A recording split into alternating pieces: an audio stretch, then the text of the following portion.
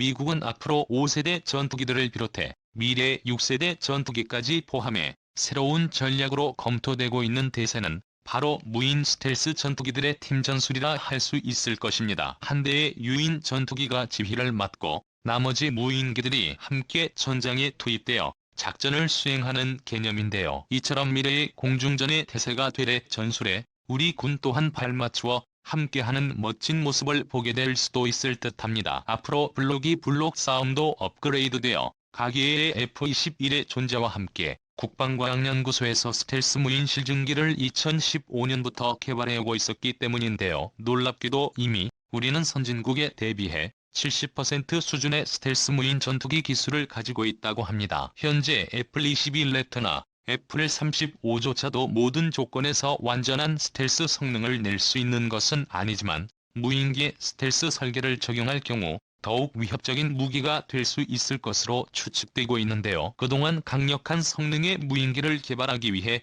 많은 노력을 기울여왔던 우리나라의 기술은 현재 일본의 것을 뛰어넘고 대륙국가와 함께 아시아 2위를 다투는 수준이라고 합니다. 오늘은 대한민국의 무인기 기술이 어디까지 왔는지 살펴보고 미래 KTF-의 11과 인공지능을 탑재한 무인기와의 협공으로 무엇을 할 수 있는지 생각해 보겠습니다. 샘라면 인터넷 신문 구독과 알림 설정 진심으로 감사드립니다. KF-11 보라매와 스텔스 무인 공격기 가오리 X의 환상적인 콜라보. 최근 우리나라는 스텔스 무인 전투기 가오리 X를 개발해냈고 이미 작전을 실행하는 데 있어 필요한 여러가지 성능을 검증받은 상태라고 합니다. 우리가 개발한 한국형 전투기 K-21에 실전 배치되고 가오리 X와의 유머인 복합 운영체계인 MENT 체계까지 확립된다면 우리 공군은 더욱 뛰어난 작전 능력을 가지게 될 것으로 보이는데요. 향후 미 공군의 XQ-58의 발길이 스텔스 무인 공격기는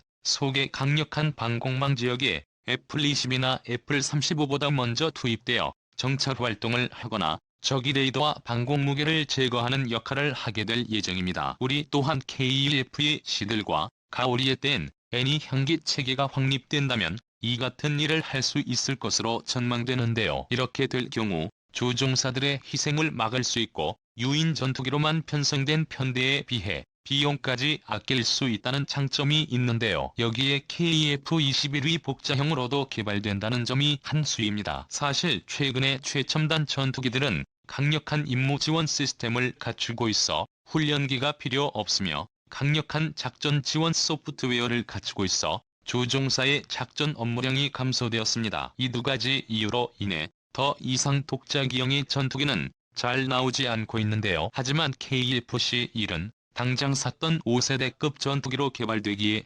F-35만큼의 엄청난 임무 고지와 시스템을 가지지 못하기에 조종사의 임무 부담이 꽤 높습니다. 또한 한국 공군은 그동안 KF-16과 F-15개를 운영해오면서 전자전이나 정찰 임무 공대지 작전 임무 수행의 단자기기보다 복자기가 훨씬 유리하다는 점을 깨달았다고 합니다. 여기에다가 미국과 유럽의 많은 항공 전문가들이 말하기를 6세대 전투기를 개발함에 있어서는 꼭 자력으로 개발할 필요가 있다는 주장까지 나오고 있는데요. 그 이유는 미래전의 핵심이 될 무인 전투기와의 공동작전에 있어 복자형이 더 유리하기 때문이라 합니다. 이 같은 이유들 때문인지 캐슈빌은 독자형으로도 개발이 진행되고 있습니다. 우리나라 공군에서도 KF-C들의 후방 좌석을 통해 스텔스 무인 전투기들을 동해등이 지휘하는 전략을 가지고 있으며 앞으로 KF-21과 스텔스 무인 전투기들은 상호 보완 관계를 이루어 더욱 강력한 전력을 갖출 수 있게 해줄 예정이라고 합니다. 게다가 KF-21 보라매 전투기는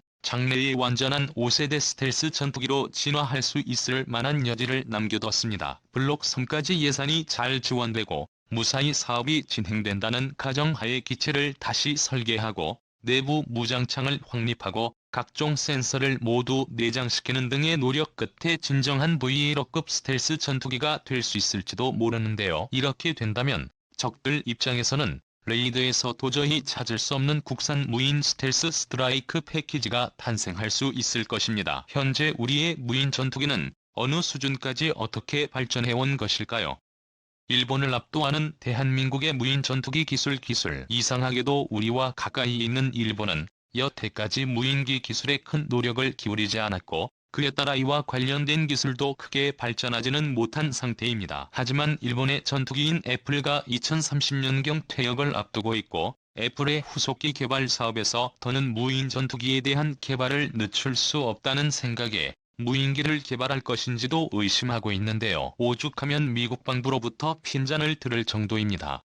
2018년 말 미 국방부 측에서는 일본 방위성에게 이제 와서 유인기를 만들다니 그럴 돈과 시간이 있다면 무인기를 생각해야만 한다는 압박을 받았다고 합니다. 하지만 일본은 아직 독자적인 무인 전투기를 개발할 엄두를 내지 못하고 있으며 무인기의 자율 제어에 필요한 기초 연구 수준에 그치는 기술만을 확보하고 있어 다른 나라의 기술 협력이 절실한 상황이라고 하는데요. 반면 대륙 국가는 이미 무인 전투기 전력을 빠르게 강화하고 있어 위협적입니다. 2019년 10월 대륙에서는 무인 스텔스 전투기인 공지-11을 선보여 주변국들을 긴장하게 했는데요. 대륙은 2000년대 후반부터 군용 드론 개발에 나서 현재까지 20여 종이 넘는 무인기를 개발해 미국을 맹추격하고 있습니다. 대륙에서 이라크로 수출된 사용자 무인기는 실전에서 발사된 폭격을 성공시키기도 했습니다. 앞으로 이들은 2013년까지 총 41,800개의 무인기를 개발하겠다고 해서 충격을 주고 있는 상황인데요. 인터넷의 군사 전문지인 아시안 밀리터리 리뷰에서 분석한 바에 따르면 한국은 대륙에 이어 두 번째로 뛰어난 무인기 기술을 보유하고 있는 것으로 평가되고 있는데요. 하지만 언제나 그렇듯 이 대륙의 무인기 성능에는 거품이 끼어 있으며 계속 발견되는 결함 때문에 대륙의 무인기를 구매한 국가들이 후회하고 있습니다. 조선 분야에서도 이 같은 문제로 우리가 대륙에 빼앗겼던 선박 시장을 다시 되찾아왔듯이 우리나라의 무인기들이 이 점을 노려 적극적인 수출을 하게 된다면 상황은 달라질지도 모릅니다. 이후에 말씀드리는 것처럼 우리나라도 활발히 무인기 기술을 개발하고 있기에 양적인 부분에서는 아직 대륙을 따라잡기 어렵지만 기술 수준에 있어서는 대륙을 넘어서게 될 수도 있을 것이라고 생각되는데요. 대한민국의 스텔스 무인 전투기가 우리의 비싼 우리나라에서도 일찌감치 무인 공격기 무인 전투기가 미래전의 핵심이 될 것을 내다보고 그에 관한 연구를 시작하고 있었습니다. 2000년쯤 국방스 소속 군사개혁위원회의 군사혁신기획단에서는 여러가지 미래형 무기체계를 검토했고 그중 가장 관심을 끌었던 것이 UCV로 불리는 무인 전투기 체계였는데요. UCV라는 용어는 무인 전투기라는 말로 보통 스텔스 설계가 적용된 X-47XP 쉰발의 발길이 같은 무인기를 말하지만 넓은 의미로 봤을 때는 이외의 MQ브 같은 일반적인 무인 공격기 스스로 직접 부딪혀 폭발하는 식의 공격을 감행하는 아이어 위협의 같은 것도 포함합니다. UCV는 1000파운드급 이상의 화력을 가진 폭탄을 2개 정도 내부 무장창에 탑재하고 위험한 적진에서 공격을 감행하는 스텔스 공격기를 개발하려던 미공군의 JUCAS 사업에서 기인했는데요. 한국형 무인 전투기 개발 계획은 대한민국 공군이 적의 방공망을 제압하는 임무인 LCD 근접 항공 지원 임무를 의미하는 시행에서도 모두를 수행할 무인 전투기 30에서 50여 대의 수준을 제기하면서 체계가 잡히기 시작했습니다. 이에 따라 기본 예산이 확정되었고 KF-21 개발과 연계해 기술을 축적시키면서 무인 전투기를 위한 연구를 국방과학연구소에 주고 나와에 진행하기 시작했습니다. 국방과학연구소는 1999년부터 스텔스기의 핵심 기술인 스텔스 형상 설계 기술 전파 흡수 재료 기술 연구 개발을 시작했고 주파수 선택적 전파 투과 복합해 기술 전파 흡수 복합재 구조 기술 적외선을 주재료 기술 등 핵심 소요 기술 연구 개발을 진행했습니다. 이후 스텔스에 대한 해석과 측정 능력을 확보한 국방과학연구소에서는 연구시설에서 스텔스 무인 전투기 기술 시범기 과제를 수행해 2015년 초도 비행에 성공했는데요. 2017년부터는 2차 기술 시범기 사업을 진행했고 이를 통해 스텔스 성능 향상 비행 성능 향상에 관한 연구 및 스텔스를 무인 전투기 운영 개념 연구를 수행하기 시작했습니다. 이후 한국형 무인 전투기를 위해서는 대한항공과 한국항공우주산업과 서로 경쟁 기종을 내놓았고 현재는 이 중 대한항공이 선택되었는데요. 대한항공에서는 가오리를 닮은 전익기 형상의 회의를 해서 X라는 무인 전투기를 내놨습니다. 국방과학연구소에서는 이케이 회사 X를 바탕으로 다시 풍동시험과 비행 특성 제어 기법을 시험하고 각종 시뮬레이션을 거치면서 실전에서 제대로 된 활약을 펼칠 수 있도록 형상을 다듬어 갔는데요. 2018년에는 한화 테크윈에서 무인기에 사용할 5,500파운드 약 24만 94kg급의 국산 터보팬 엔진까지 개발해냈고 F터버너까지 개발할 예정이라고 합니다. 2019년에 KBSX 무인 전투기는 LDX에서 KFC라는 이름으로 등장했는데 이때의 모습을 보면 이전에 단순했던 형태에서 좀 더 날렵한 형태로 변형된 것을 알 수 있습니다. 2020년 8월 5일 공개된 바에 의하면 이 무인기는 가오리 X로 명명되었으며 이 스텔스 무인기는 적의 레이더에 아주 작게 나타나 구별하기 어렵게 만드는 적기단 설계가 적용되어 있는데요. 꼬리 날개조차 없는 몸이 형상을 가지고 있어 굉장한 스텔스 성능을 발휘할 수 있을 것으로 기대됩니다. 향후 가오리 X는 감시 정찰 임무뿐만 아니라 전투 임무까지 수행할 수 있도록 점차 발전시켜 나갈 계획이라고 하는데요. 무인 전투기는 조종사가 탑승하지 않은 상태에서 지상에서의 원격 조종에 의해 움직이거나 사전에 입력된 프로그램에 의해 비행하는 것으로 알려져 있습니다. 또한 스스로 주위 환경을 인식해 판단을 내려야 하고 궁극적으로는 자율적으로 임무를 수행하는 것이 가능해야 하기 때문에 IoT로 불리는 사물 인터넷, 인공지능, 클라우드 컴퓨팅 등 첨단 기술까지 적용되어야 하는데요. 가오리 X에는 이 같은 첨단 기술과 함께 영상과 데이터를 수신할 수 있는 소프트웨어가 탑재되어 있을 것으로 보입니다. 작년인 2020년 8월 5일 연구소 관계자의 말에 의하면 현재 보인 스텔스기 개발 단계를